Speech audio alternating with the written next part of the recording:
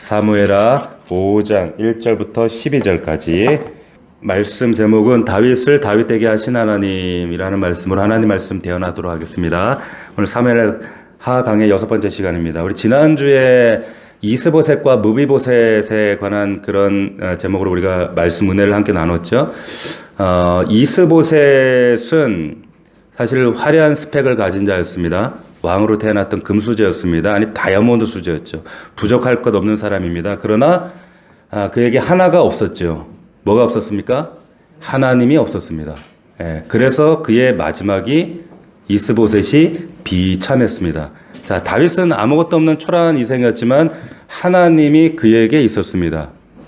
여러분 자녀들에게 잘 가르쳐 주셔야 됩니다.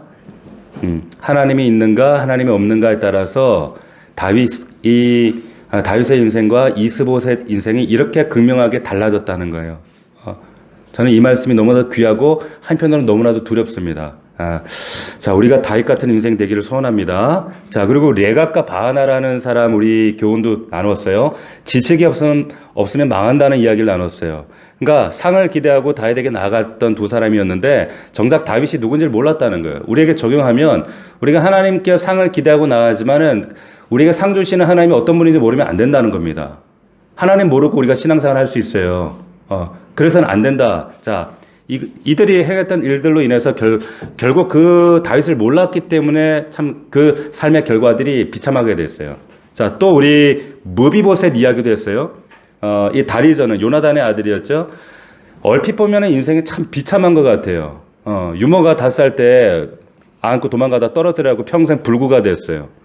그런데 놀랍게도 그 다리를 저는 것 때문에 죽임당할 수 있었던 상황을 모면했단 말이에요. 어떤 얘기를 나눴죠? 약함이 때로는 강함이 될 수 있다라고 하는 거예요. 그러니까 약함을 통해서 일하신 하나님이다. 결국 그 다윗의 은혜를 덧입게 되거든요. 그렇기 때문에 우리의 삶도 마찬가지입니다. 하나님이 우리에게 허락하시는 약함을 통해서 하나님께서 우리의 삶을 오히려 강하게 드러내게 하시는 경우가 있어요. 그렇기 때문에 오히려 약함을 하나님께 감사히 여기십시오. 자, 그리고 오늘 이제 본문으로 이어지는데 드디어 이제 다윗이 이스라엘 전체 왕이 되는 이야기입니다. 1절부터 3절까지 이야기가 그겁니다. 자, 1절 보면 이스라엘 모든 지파가 헤브론에 이르러 다윗에게 나와 이르러서 보고서 우리는 왕의 한 골육입니다. 이렇게 얘기를 하고 이제 연합을 하는 거죠. 그리고 3절을 보니까 다윗에게 기름을 부었대요. 그리고 이스라엘 왕으로 삼아 이제 유다 왕으로 있다가 이제 12지파의 왕이 됩니다. 그 다윗이 나이가 이때가 30세. 왕위에 올라 40년 동안 다스렸을 때 헤브론에서 7년 6개월 동안 유다를 다스렸고 예루살렘에서 33년 동안 온 이스라엘과 유다를 다스렸대요. 자, 처음 다윗이 등장할 때 사무엘이 등장해서 이제 기름을 붓잖아요.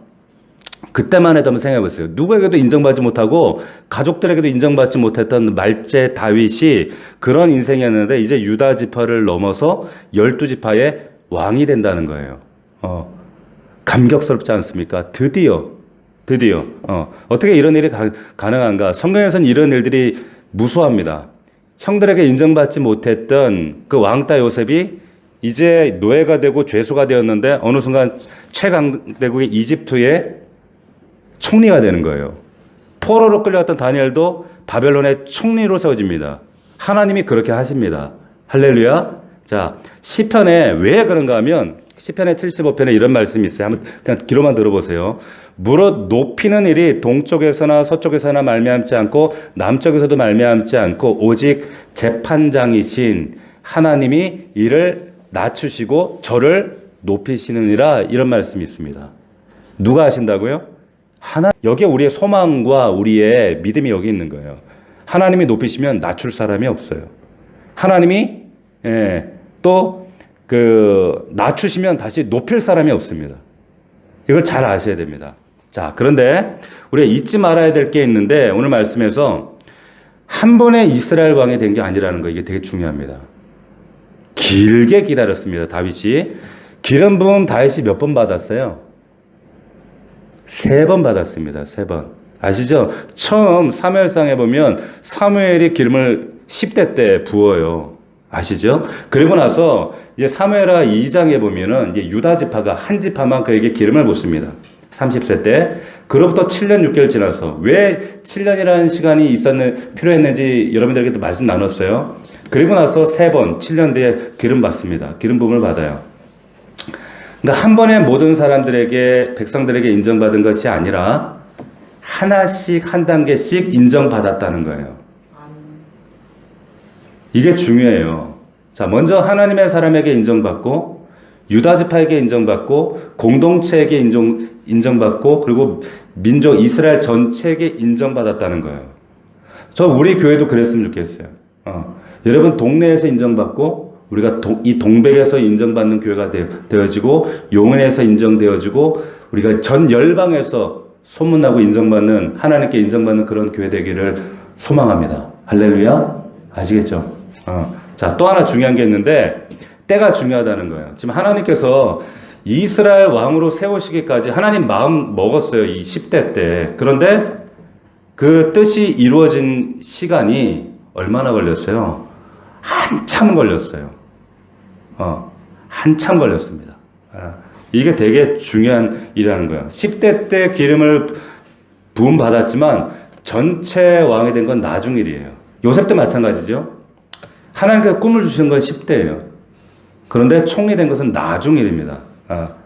그러니까 여러분 우리가 하나님 뜻 아는 것 중요합니다. 그런데 하나님 때도 아셔야 돼요. 하나님 뜻 아는 거 굉장히 중요합니다. 근데 하나님 뜻 분별하는 거 굉장히 중요합니다. 그러니까 모세도 하나님 뜻을 알았어요. 하나님께서 이 민족, 불쌍한 이스라엘 민족 구원하길 원하시는구나. 그러나 하나님 때를 모세는 몰랐어요. 그러니까 40세 때 그 일을 하려고 자기 혼자 나섰잖아요. 근데 아니었거든요, 그때가. 그러니까 우리가 하나님 뜻만 아니라 하나님 때를 분별하는 게 되게 중요합니다. 근데 제가 간혹 그 때를 수동적으로 기다리는 뜻이 아니에요. 분별하셔야 돼요, 적극적으로. 묻고 확인하고 여러분들이 하나님 뜻을 구하셔야 돼요. 자, 범사에 하나님 때가 있기 때문에 그렇습니다. 자, 그리고 2절 말씀을 잘 보면 여호와께서 왕에게 말씀하시기를 내가 내 백성 이스라엘의 목자가 되며 내가 이스라엘의 주권자가 되리라. 놀라운 얘기를 하세요. 세상에 여러분 그 왕이라고 하는 군주는 어떤 군주냐면 지배하고 그리고 그 당시에 그 근동세계에서는 더더욱 그랬죠. 억압하고 그리고 백성들 자기의 뜻대로 좌지우지했었습니다.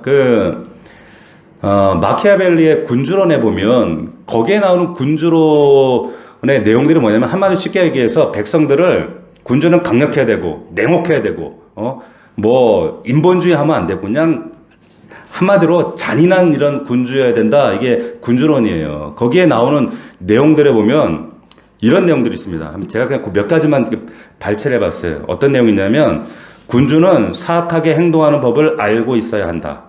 군주는 국가의 안전과 번영을 위해서라면 종교나 도덕에 반하는 통치 행위도 과감하게 행해야 된다. 군주는 사랑받는 것보다 두려움의 대상이 돼야 된다. 그리고 사람을 다룰 때는 다정하게 대하거나 아니면 철저하게 짓밟아 뭉개버려야 된다. 왜냐하면 사소한 피해에 대해서는 쉽게 넘어가지만 엄청난 피해에 대해서는 감히 복수할 엄두조차 못 내기 때문이다. 이런 얘기 있어요. 결과가 수단을 정당화한다.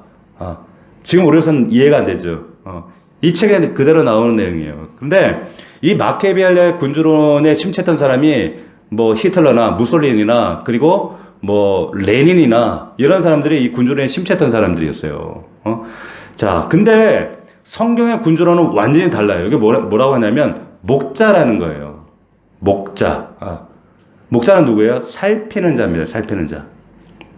자, 하나님이 다윗을 왜 택하셨는가?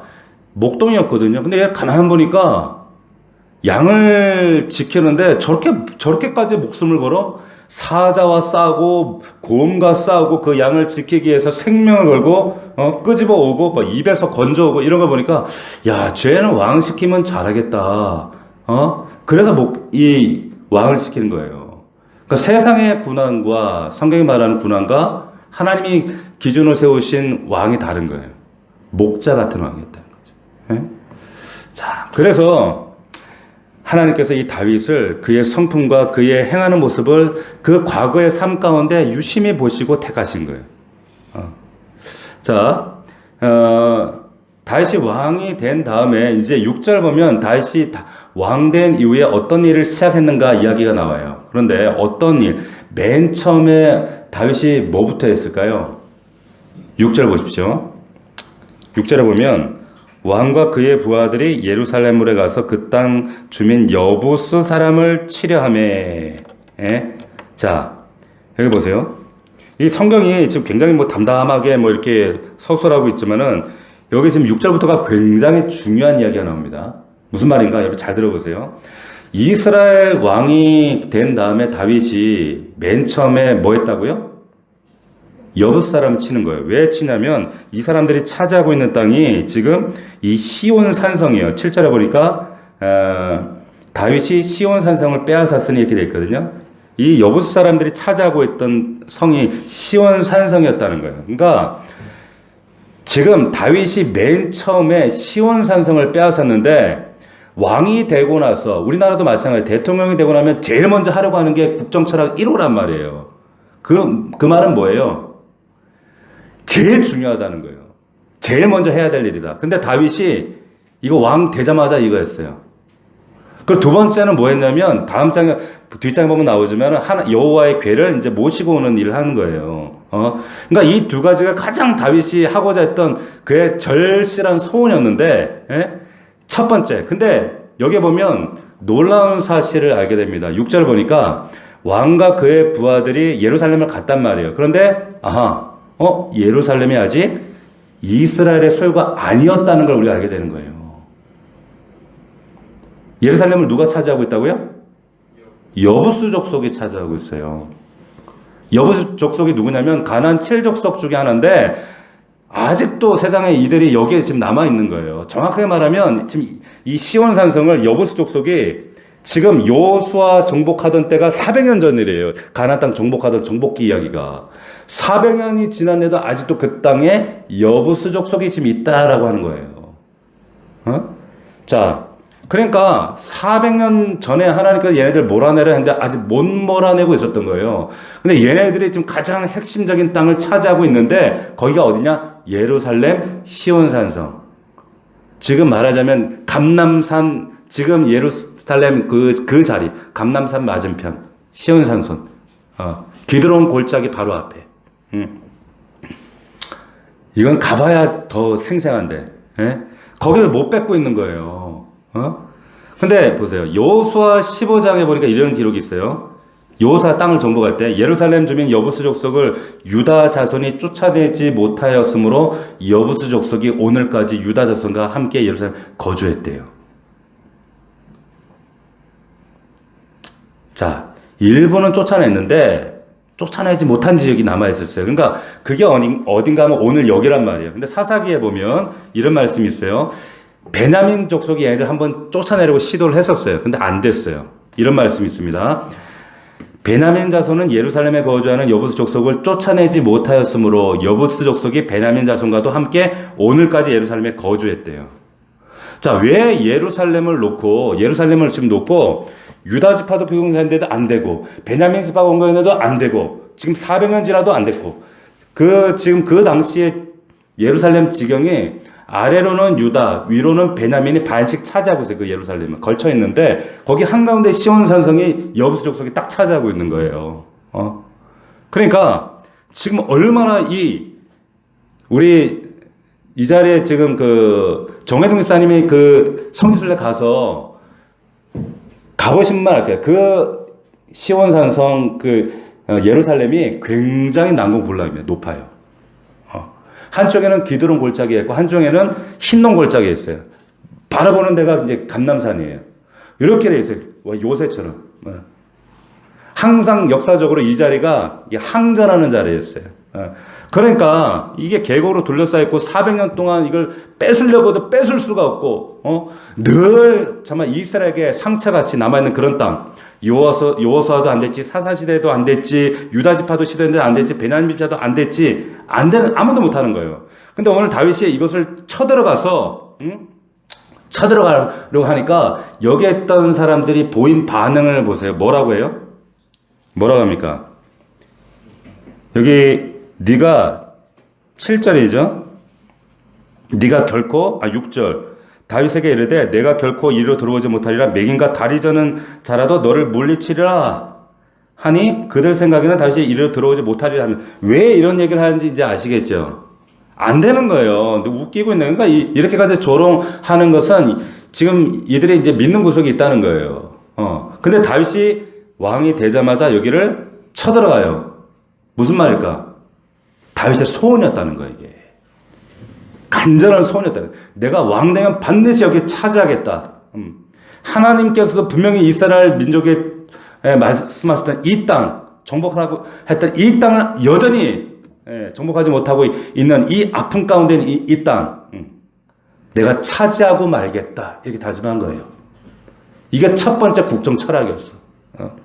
자, 그런데 그 예루살렘 한가운데 더더욱 그 시온 산성, 이 견고한진을 치고 있는, 그러니까 여부스 민족에 대한 그 분노가 오늘날에 보면 하마스와 지금 이스라엘처럼 이런 관계인 거예요. 뭐 여담이지만 지금 여러분 하마스와 이스라엘 전쟁은 이게 쉽게 안 끝날 거예요. 대대로 그 남아있는 팔레스타인 그 가자 지구에 있는 그들이 누구예요? 그들이 블레셋 사람들이에요. 블레셋을 팔레스타인이거든요. 근데 명확하게 하면 그들이 아말렉 족속이에요. 하나님 그들을, 그러니까 지금 그 네타냐후 이 사람은 이들을 아말렉 사람 취급해요. 이들은 신약을 안 믿거든요. 구약에 아말렉을 진멸을 했기 때문에 이들이 진멸될 때까지 한번 그럴 거예요. 이게 참 쉬운 싸움이 되지 않을 거예요.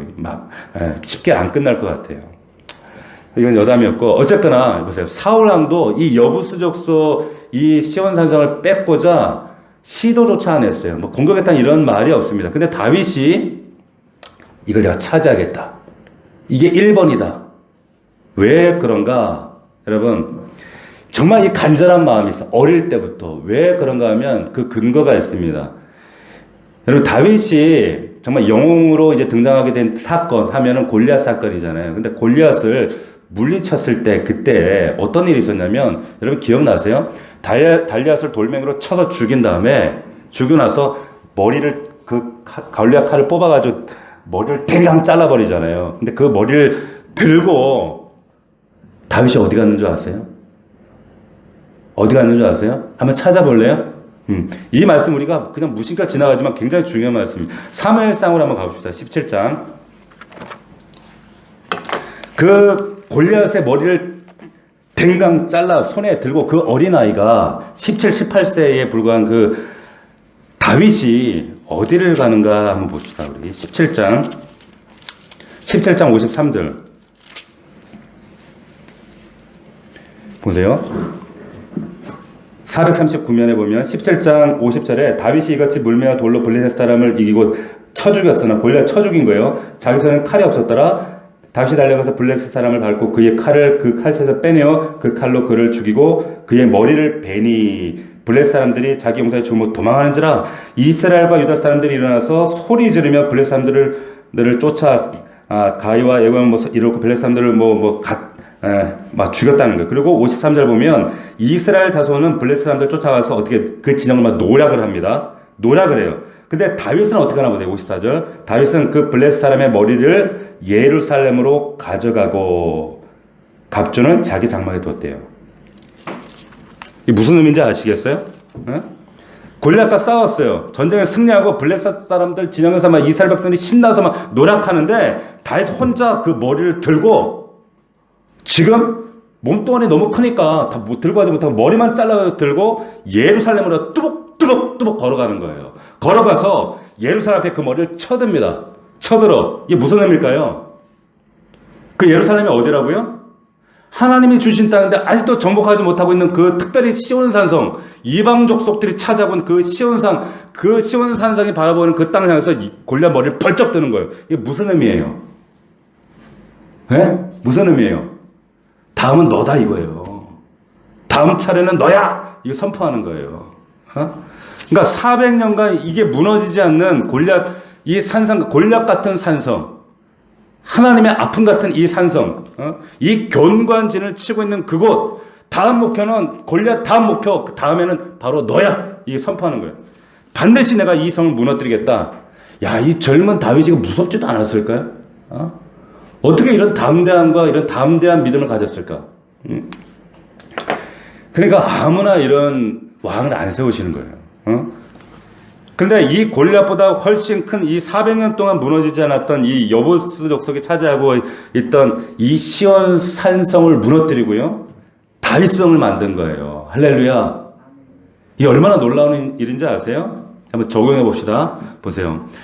여부스 족속이 지금 하나님 주신 땅 한가운데 차지하고 지금 견고한 진을 치고 있어요. 자, 다윗이 견고한 진을 무너뜨기를 갈망하고 꿈꿨던 사람입니다. 여러분, 우리 안에도 이 견고한 진이 있어요. 우리 안에도. 예수 믿는 순간에 예수님이 우리의 왕이 되셔서 우리에게 모든 것 다 주셨는데 주인으로 그분을 섬기고 살아갑니다. 그런데 내 인생 점령되지 않고 남아있는 영역이 있어요. 여러분 아시겠어요? 내 안에 시온 산성 여부스가 차지하고 있는 땅이 있다는 거예요. 예배 드리고 하나님께 헌금도 드리고 정말 뭐 헌신도 하고 하긴 하는데 여전히 내 한가운데 정말 가장 중요한 자리에 점령되지 않고 있는 누구도 건들 수 없는 오래도록 그 긴 시간 차지하고 있는 이 영역이 무언가. 어떤 사람에게는 이 영역이 음란입니다. 안 무너지는 거예요. 예수 믿지만 이거 해결 못해요. 사탄이 막 조롱할 거예요. 야, 너 예수 믿었는데 이것도 해결 안 될 걸. 마치 여부스 사람들이 다윗에게 막 그렇게 조롱하는 것처럼 너 안 될 걸, 너 안 되잖아, 너 또 실패할 거잖아, 너 옛날에도 그랬잖아 이래요. 어떤 사람에게는요 염려와 불안이. 예수 믿는데 늘 불안으로 하나님을 신뢰하지 못해요. 견고한 진이야. 10년 믿어도 너 안 될 걸 이러고 있어요. 보세요. 이 견고한 진이 무너지기를 주의 이름으로 축원합니다. 여러분 찾아내셔야 돼요. 제가 안타까운 것은 뭐냐면 이 견고한 진에 압도되어서 여전히 반복하시는 분들이 있어요. 여호수아를 반복하고 사사기를 반복하고 다윗처럼 여러분 무너뜨릴 수 있기를 주의 이름으로 축원합니다. 여러분 몇 년 되셨어요. 근데 아직까지도 정복되지 않은 내 안에 견고한 진들이 있다? 안 되는 거예요. 이 시온 산성이 무너져야 여러분 여기에 다윗성이 돼야 이게 무슨 성전이 됩니까? 솔로몬 성전이 되는 거예요. 이게 이 자리에 솔로몬 성전이 되는 거예요. 지금 왜 이슬람과 지금 유대가 이렇게 싸우는 줄 아세요? 이 자리 이 성 차지하려고 싸우는 거예요. 다시 이 성전 회복하겠다고. 보세요. 이 견고한 진을 파괴할 수 있기를 주의 이름으로 축원합니다. 그래서 성경에 나오잖아요. 우리의 싸우는 병기는 육체에 속한 것이 아니요 오직 하나님 앞에서 견고한 진을 파하는 강력이라 그랬어요. 신앙생활을 이거 깨뜨리시는 거예요. 다윗이 이거 빼앗았던 것처럼 이 견고한 진 무너뜨려야 될 줄로 믿습니다. 여러분 생각 속에, 마음 속에. 자, 놀라운 사실이 하나 더 있어요. 뭐냐? 이 견고한 진을 누가 먼저 공격하느냐? 먼저 공격하는 자가 하나님 나라의 리더가 되더라고요. 보세요. 흥미로운 사실은 뭐냐면 이 사무엘 하에는 안 나오는데 이 사건이 동일하게 역대기 상에 나오는 똑같이 이야기가 나옵니다. 근데 다윗이 이 공격을 앞두고 그 역대기 상에 보면은 하나의 그 열린 컨테스트래요. 이게 무슨 말이냐면 역대상 11장으로 한번 가보시겠어요? 역대상 11장에 가면 똑같은 사건 사무엘하에 지금 본문 5장에 나오는 사건이 등장하거든요. 거기 보면은 역대상 11장으로 한번 가보겠습니다. 11장에 가면 4절 6절에 보면 이런 말씀이 있어요. 다윗이 온 이스라엘과 더불어 예루살렘 곧 여부스에 이르니 여부스 땅의 주민들이 거기에 거주했다는 거예요. 여부스 온 주민이 다윗에게 이르되 네가 이리로 들어오지 못하리라. 똑같은 얘기 하죠. 다윗이 시온 산성을 빼앗았으나 이는 다윗성이더라. 자, 지금 사무엘하 5장의 말씀 그대로 지금 병행되고 있죠. 그런데 6절에 보니까 다윗이 이르되 먼저 여부스 사람을 치는 자는 우두머리와 지휘관으로 삼으리라. 자, 이 말씀이 나와요. 보세요. 이게 무슨 말이냐면 지금 먼저 치러 가는 사람을 내가 우두머리 우리의 캡틴으로 삼겠다. 이렇게 얘기를 하는 겁니다. 근데 그때까지 군대 장관이 누구였어요? 아시죠? 요압이었잖아요. 그죠? 근데 다윗이 지금 통일 왕국의 왕으로 다시 기름 부음 받았단 말이에요. 그러면 통일 왕국의 새로운 군대 장관이 필요하다는 거예요. 그런데 뭐라고 하냐면 누구든 상관없어. 먼저 이거 앞장서는 자, 제일 먼저 앞장서는 자, 이 난공불락에 400년 동안 우리의 아픔이었던 이곳에 제일 먼저 앞장서는 자, 그 사람 군대 장관이다. 이렇게 얘기하는 거예요. 자, 여기 이 성은 진짜 난공불락입니다. 지형적으로나 성이. 예. 그런데 여기 올라갈 수 있는 영어 성경에 보면은 어떤 영어 성경에 이걸 여기 이 본문을 이렇게 번역을 했어요. 뭐라고 했냐면 whoever 누구든지인데 climb up the water shaft란 말이 있어요. water shaft and the deep. 그러니까 water shaft가 뭐냐면 수로를 말해요. 수로를 올라가서 그래서 칠 사람. 이게 정확하게 번역을 하면 왜 그런가 하면 여기에 지금 시온산성 올라갈 수 있는 길은 이걸 기어 올라가야 되는데 수로를 타고 기어 올라가야 되는 거예요. 근데 그런 생각을 아무도 못 한 거야. 근데 다윗은 그 생각을 한 거예요. 그러니까 다시 말하면 그 수로가 사람이 겨우겨우 근데 물이 막 들어오는 물인데 거기를 어떻게 기어 올라가요? 그 절벽 같은 데를. 근데 거길 기어 올라가서 그를 무찌르는 사람 열린 컨테스트 군대장 상겠다는 거예요. 이거는 아무나 생각할 수 없는 것이고 할 수도 없는 일인데, 예? 마치 트로이의 목마처럼, 응? 누가 그런 생각을 하면 누가 올라가겠는가? 웬만한 용맹이가 아니고는 못 가는 거란 말이야. 컨테스트 하는 거예요. 누구든지, forever. 근데 앞장서는 자, 그 사람이 캡틴 될 거야. 여기가 초점이 뭐냐면 forever입니다. forever. 누구든지예요. 지금 장수가 아니어도 상관없어요. 누구든지 하나님 부르시는 거예요. 누구든지 앞장서는 자다. 동일하게 이렇게 얘기하는 거예요.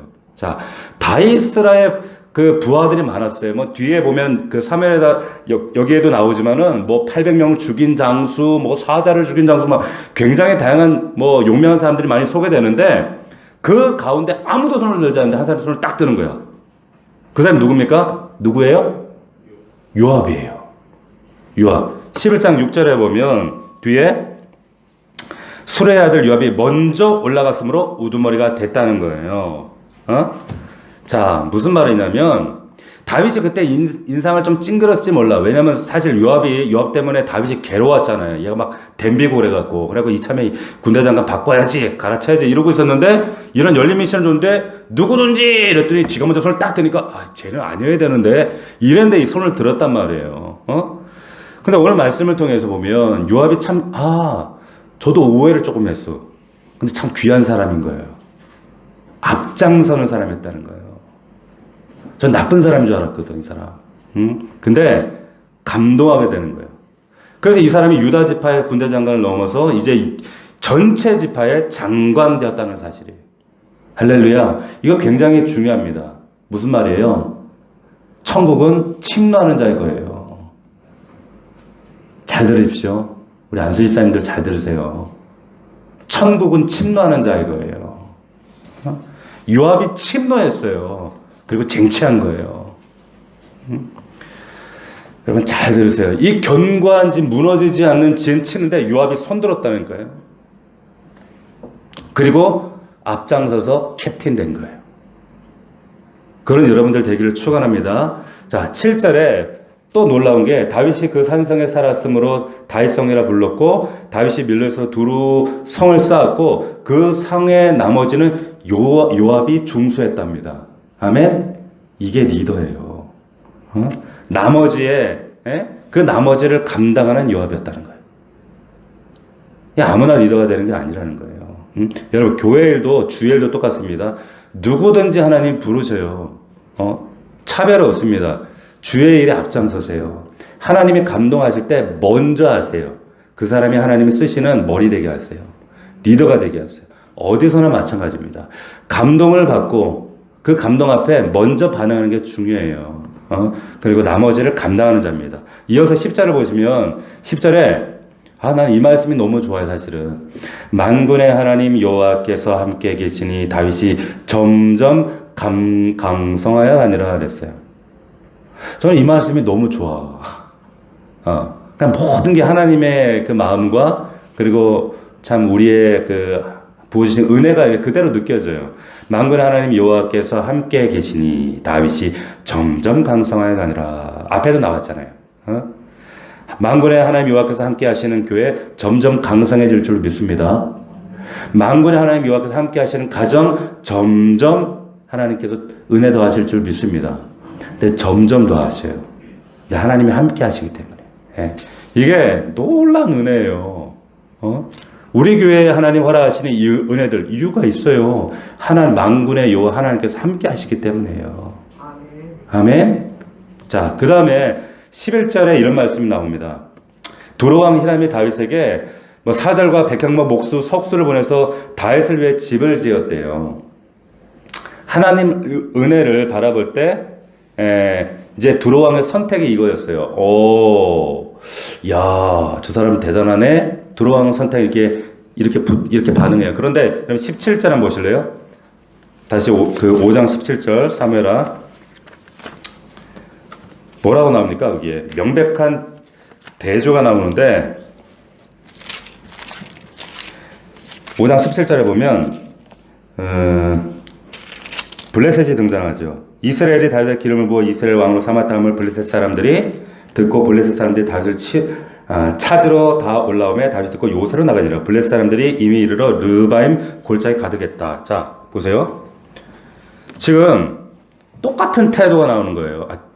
그 똑같은 상황을 바라보고 두 가지 태도가 나오는 거예요. 지금 만군의 하나님 여호와께서 함께 하시면 점점 강성해가는 다윗을 대하는 두 태도가 나옵니다. 두로왕은 이렇게 선택하는 거예요. 나 저기 붙어야겠다. 은혜의 사람이다. 저기는 하나님의 은혜가 있기 때문에 점점 강성해지네. 나 쟤하고 친해야지, 화친해야지. 이게 두로왕의 선택이었어요. 그런데 지금 똑같은 강성을 보고 저거 안 되겠네. 저 더 크기 전에 싹쓸 아예 밟아버려야겠네. 이러고는 블레셋이 나오는 거예요. 이게 믿는 자들에 대한 세상의 태도가 이래요. 똑같습니다. 여러분들이 볼 때 하나님 은혜로 잘 나가는 교회, 하나님 은혜로 정말 잘 나가는 가정, 그런 사람 있으면 어떻게 돼요? 두랑처럼 하셔야 돼요. 이게 지혜로운 거예요. 여러분 적용 잘 하셔야 됩니다. 우리 주변에도요, 하나님이 함께 하시는 사람들이 있어요. 아멘? 점점 강성해 가는 사람이 있습니다. 그럼 두 가지 반응. 두로왕처럼 하는 게 맞아요? 블레셋처럼 하는 게 맞아요? 당연히 전자가 맞는 거죠. 근데 미련하게도 그렇게 안 하는 사람들이 있어. 내가 그렇게 다윗처럼 강성해 가장 좋은 거지만 그렇지 않을지라도 여러분 옆에 은혜의 사람 앞에 붙는 게 굉장히 중요해요. 은혜의 사람 옆에 붙어 있는 게. 왜냐면 그 은혜가 흘러옵니다. 은혜도 흘러와요. 괜히 그걸 시기하고 그거를 싹을 밟니 어쩌니 세상 사람들은 그런 논리일지 모르지만 성경은 그렇지 않다는 거예요. 두랑처럼 반응할 수 있기를 주의 이름으로 축원합니다. 이게 지혜다라고 하는 거예요. 자, 12절에 보면 다윗이 여호와께서 자기를 세우사 이스라엘 왕으로 삼으신 것과 그의 백성 이스라엘 위하여 그 나라를 높이신 것을 뭐 했대요? 알았더라. 다윗이 오늘 알았대요. 이게 중요합니다. 여러분 10절에 아까 우리가 읽었던 말씀은 점점 강성해지더라. 이건 객관적인 성경의 묘사입니다. 그런데 만군 하나님 여호와께서 함께 계신 다윗이 점점 강성해 갔다. 이거는 묘사예요. 누구나 알 수 있는 묘사. 하나님 복 주셨기 때문에 강성해 가는 중이에요. 근데 다윗이 귀한 게 뭐냐면 그걸 알았다는 거예요. 여러분 아시겠어요? 무슨 말인지? 네? 10절의 평가와 12절의 생각이 일치했다는 거예요. 무슨 말인지 아시겠어요? 보세요. 일치하지 않는 사람들 되게 많습니다. 하나님이 은혜 주셔서 이렇게 사업이 잘 되는데 지가 잘나서 그런 줄 알았더라. 이 말이에요. 하나님 은혜 주셔서 우리 아이들이 이렇게 하나님 복 주셨는데 내가 뒷바라지 잘해서 잘 된 줄 알았더라. 지 할아버지 머리 닮아서 그런 줄 알았더라. 그렇게 아는 거예요. 아니에요. 다윗이 그거 알았다는 거예요. 다윗이 귀한 게 뭐냐면 객관적인 10절의 평가와 그런데 거기에 대해서 자기 생각이 일치했다는 거 알았더라는 거예요. 할렐루야. 무슨 말인지 아시겠어요? 하나님이 우리 여기까지 인도하셨어요. 우리 교회 여기까지 인도하셨어요. 누가 뭐 헌신을 많이 하고 누가 열심히 해서 그거 아니에요. 하나님이 하신 거예요. 그걸 아시는 게 중요합니다. 아멘? 근데 이거 모르는 사람 많아요, 의외로. 이 두 가지를 알았다. 특별히 뭘 알았냐? 다윗이 자기를 하나님이 세워서 이스라엘 왕이라는 이 포지션에 올리신 것 알았어요, 다윗이. 그리고 세우신 분이 하나님이라면 목적도 알았다는 거예요. 뭐예요? 이스라엘을 높이시려는 거구나. 말씀이 나와 있잖아요. 높이시라는 거구나.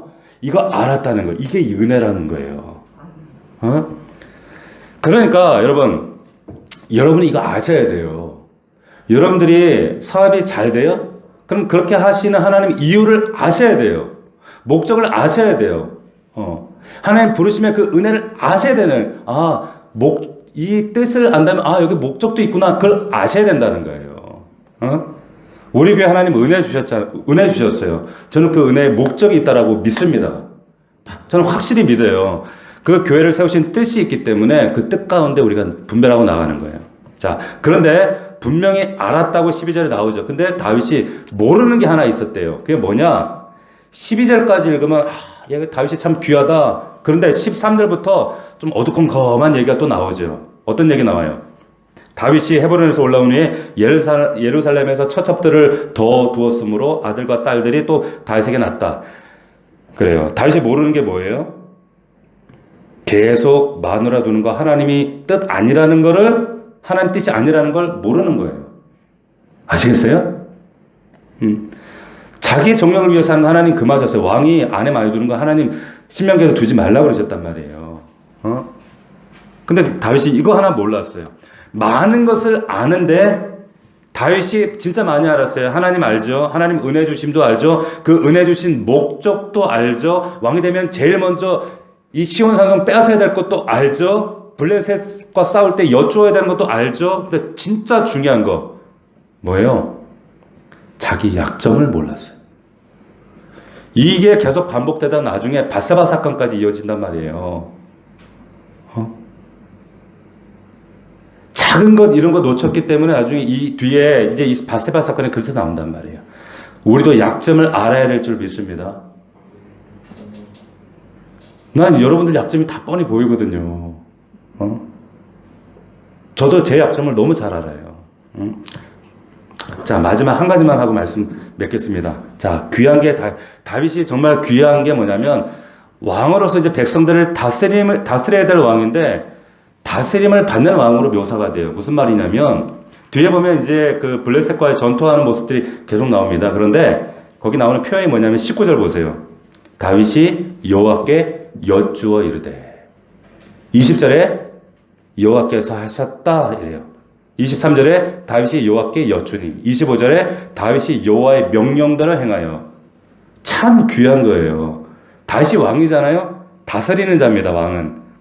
근데 다윗이 다스림을 받고 있는 거예요. 할렐루야. 하나님께 기도하는 거예요. 그래서 블레셋과의 전투에서 승리하는 거예요. 자, 보세요. 인생이 하루하루가 전쟁이잖아요. 우리 애들은 입시 전쟁, 우리 취업 전쟁, 결혼 전쟁, 살아남기 위한 전쟁, 앞으로 진짜 엄마들은 육아 전쟁, 전쟁. 우리의 삶이 이런 전쟁, 영적 전쟁 끊어지지가 않아요. 그런데 이 세상에는 군면제라도 있지, 영적 전쟁은 군면제도 없어. 이런 영적 전쟁에 승리하는 비결을 먼저 아세요? 여호와께 묻는 거예요. 여호와께 여쭈어야 돼요.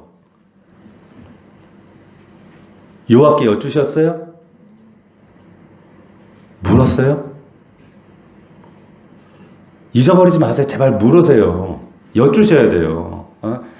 여호와께 묻는 인생 하나님 승리하게 하실 줄 믿습니다. 아멘. 말씀 정리하겠습니다. 자, 하나님이 다윗을 이스라엘 왕으로 세우셔요. 하나님 높이라고 작정하면 높아집니다. 근데 때가 있습니다. 뜻이 이루어지는 때가 있어요.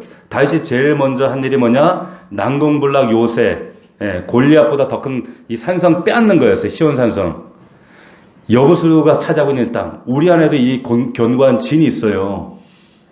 이거 여러분 다시 빼앗아 찾아내셔야 돼요.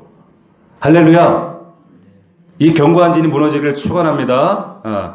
자, 그리고 만군의 하나님 여호와께서 함께 하시니 다윗이 강성합니다.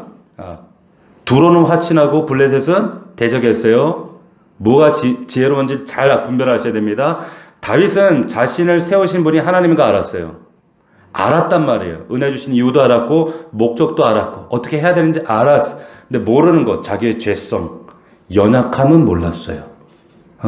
우리의 죄성을 아시길 바랍니다. 마지막으로 정말 다윗 인생에 승리할 수 있었던 비결 하나는 뭐냐?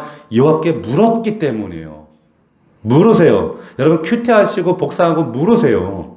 제발 물으세요. 하루에 3분만 기도하셔도 돼요. 물으셔요. 이럴 때 하나님이 여러분들 인생을 아름답게 가꾸어서 귀한 열매로 풍성케 하실 줄로 믿으시기를 주의 이름으로 축원합니다. 아멘. 아멘. 기도합시다. 이 시간 기도할 때 우리가 기도하려고 모였습니다. 기도 쉬는 저는 사무엘도 죄라 그랬잖아요. 우리는 정말 기도를 통해서 하나님을 만나고 은혜를 구하는 자들입니다. 하나님, 오늘 말씀처럼 이 말씀이 그대로 우리 삶 가운데 온전히 적용되게 하시고 나타나게 하옵소서.